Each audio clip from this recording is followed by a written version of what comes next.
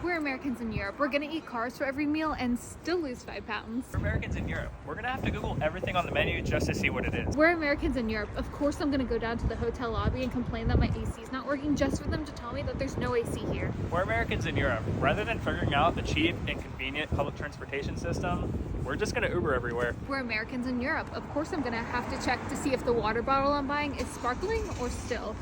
It's always sparkling. We're Americans in Europe. We're gonna ask for ice in our water. We're Americans in Europe. We're gonna go to all the tourist spots and then complain about all the tourists that are there. Oh my god, so true.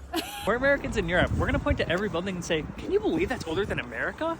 We're Americans in Europe. Even though there's way better food choices out here, we're still gonna go to McDonald's. We're Americans in Europe. We're actually gonna wait until that tells us to walk across the street. We're Americans in Europe. We're just gonna point to everything in the menu instead of trying to learn how to pronounce it. We're Americans in Europe. We're gonna speak loudly.